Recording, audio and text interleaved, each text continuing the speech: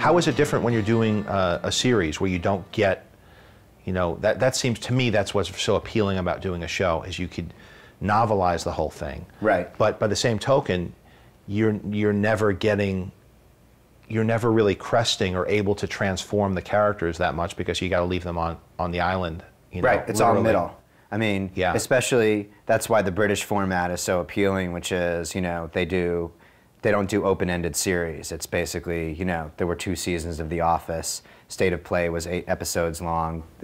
And American television really, the financial metrics up until recently did not allow you to do that because the entire aftermarket revenue stream was based on getting to 100 episodes. Right. So for Lost, we had a really exciting beginning, and once the show was successful, we started talking about what the middle and what the end looked like, and it felt obvious to us when we started laying down that construct that the middle was going to be about some of them get off, some of them actually leave the island, and once they get off the island, the hits the fan, they realize they have to return to the island to correct the mistake that they made, and then some live, some die, and that's the end of the story. That's going to be your beginning, middle, and end. But once the show is successful, the network said to us, you can't ever end it, and therefore we couldn't even get to the point where some people got off the island. So it was the season 3 finale of the show, which was, we were now 75 episodes in, 75 hours of television in before